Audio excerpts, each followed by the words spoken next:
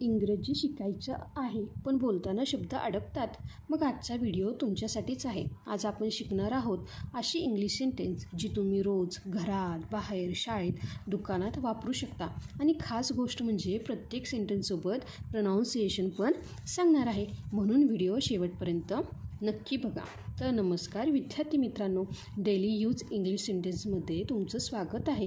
जर तुम्ही पहिला भाग पाहिला नसेल तर तो नक्की पहा. आज आपण अजून युजफुल सेंटेन्स शिकणार आहोत ज्या लगेच बोलायला काय होईल रे सुरुवात करतील. तर विद्यार्थी मित्रांनो, जेव्हा आपण घरात असतो तेव्हा बघा, जर तुम्हाला कोण म्हणलं माझ्यासोबत येतेस का, तर मी येते किंवा मी येतो ह्यासाठी तुम्हाला काय वापरायचं आहे, आय एम कमिंग. काय बघा, आय एम कमिंग. लक्षात आलं का? इथे इंग्लिश वाक्य आहे त्यासोबतच त्याचं जे काही उच्चार मी इथे पुढे दिलेला आहे. लक्षात आलं का? आय एम कमिंग म्हणजेच काय विद्यार्थी मित्रांनो, मी येतो किंवा मी येते. मी येतो किंवा मी येते. त्यासोबतच थोडा वेळ माझी वाट पाहशील का, म्हणजे वेट फॉर मी. माझी वाट बघ. लक्षात आलं का विद्यार्थी मित्रांनो? वेट फॉर मी म्हणजेच काय, माझी वाट बघ.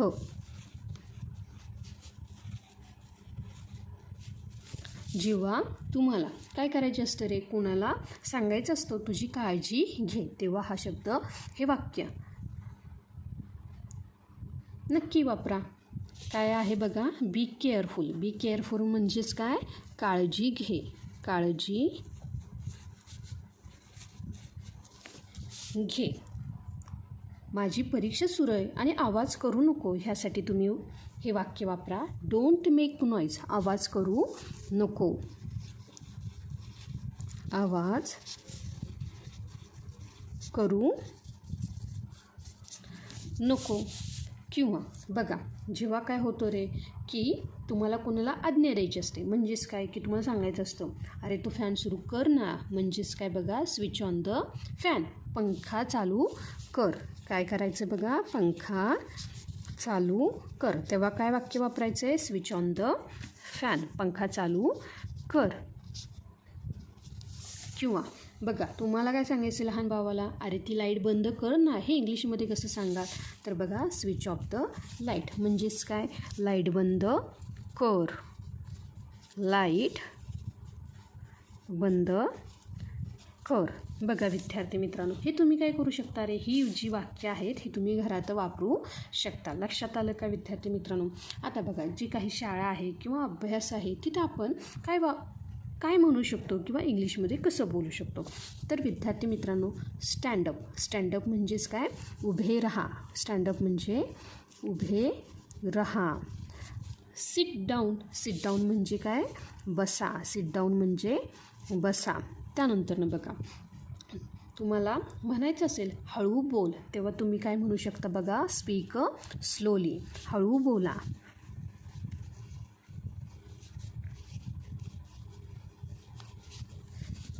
किंवा तुम्हाला कुणाला विचारायचं असेल की से इट अगेन, की तू आत्ता काय म्हणालास, म्हणजेच काय, से इट अगेन म्हणजे पुन्हा बोला. पुन्हा बोला. किंवा बघा, टीचरांनी तुम्हाला विचारलं हे तुम्हाला समजलं का, तर तेव्हा तुम्ही म्हणू शकता मला समजलं. म्हणजेच काय, आय अंडरस्टँड. मला समजलं.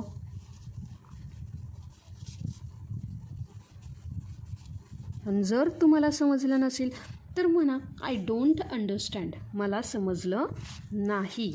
मला समजलं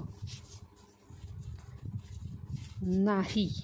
बघा, आता काय केलं बघा, stand up, sit down, I understand, ही वाक्य तुम्ही काय करा रे, दररोज ह्या वाक्यांचा सराव करत राहा. आता बघा, तुम्ही बाहेर गेलाय किंवा बाजारात गेलाय तर तुम्हाला काय करायची, एखादी वस्तू घ्यायची, तर तुम्ही इंग्लिशमध्ये कसं विचारू शकता, हाऊ मच इज दिस. हे कितीला आहे. लक्षात आलं का? मच म्हणजे किती. हे कितीला आहे. किंवा मला हे द्या, म्हणजे गिव मी दिस. हे मला द्या. तुम्हाला जर तहान लागली असेल तर तुम्ही काय म्हणू शकता, आय वॉन्ट वॉटर, मला पाणी हवं आहे, मला पाणी हवं आहे. किंवा तुम्हाला काय म्हणायचे, लवकर या. लवकर या म्हणजे काय, प्लीज कम फास्ट. काय प्लीज कम फास्ट म्हणजेच काय विद्यार्थी मित्रांनो, लवकर या. आणि लेट्स गो, लेट्स गो म्हणजे चला जाऊया. लेट्स गो, चला जाऊया.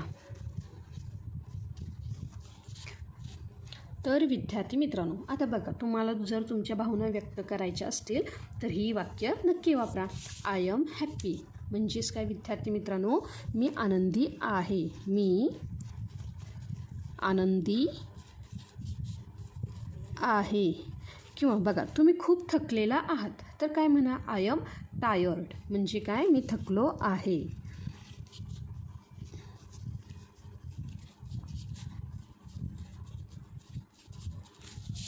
किंवा तुम्हाला खूप भूक लागली असेल तर काय म्हणा, आय एम हंग्री, मला भूक लागली आहे.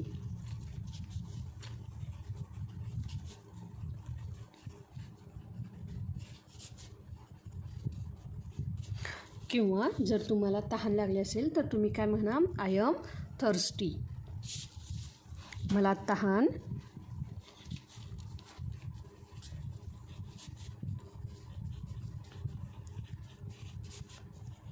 लागली आहे. बघा विद्यार्थी मित्रांनो, बघा, व्हेअर आर यू गोईंग, तू कुठे जात आहेस. I am going to school. Wait for me, माझी वाट बघ. ओके, लेट्स गो, ठीक आहे, चला. लक्षात आलं का विद्यार्थी मित्रांनो? म्हणजे ही जी काही वाक्य आहेत ह्या वाक्यांचा वापर करून आपण काय करू शकतो रे, बोलू शकतो. आज तुम्ही 21 नवीन इंग्लिश सेंटेन्स शिकलात. तर विद्यार्थी मित्रांनो, आता फक्त ऐकायचं नाही तर ही वाक्य रोज वापरायचं आहे. इंग्लिश शिकायचं आहे, सिक्रेट एकच आहे. काय करायचं, ही जी काही वाक्य आहेत रोज थोडं थोडं बोलायचं. तुम्हाला वाटलं की मला इंग्लिश फक्त ऐकायला येतं पण मला बोलता येत नाही कारण मला प्रोनाऊन्सिएशन कळत नाही, म्हणजे काय त्यानं बोललं तर कसं बोलायचं, ह्यासाठी मी तुम्हाला इंग्लिश वाक्य, प्रोनाऊन्सिएशन आणि मराठी वाक्य दिलेली आहेत. जर हा व्हिडिओ तुम्हाला युजफुल वाटला असेल तर लाईक करा, शेअर करा आणि चॅनलला सबस्क्राईब करायला विसरू नका. कमेंटमध्ये लिहा, आय कॅन स्पीक इंग्लिश. पुढच्या भागामध्ये आपण शिकणार आहोत फोनवर बोलताना आणि मित्रांशी बोलताना वापरायची इंग्लिश सेंटेन्स. म्हणून चॅनलसोबत नक्की राहा.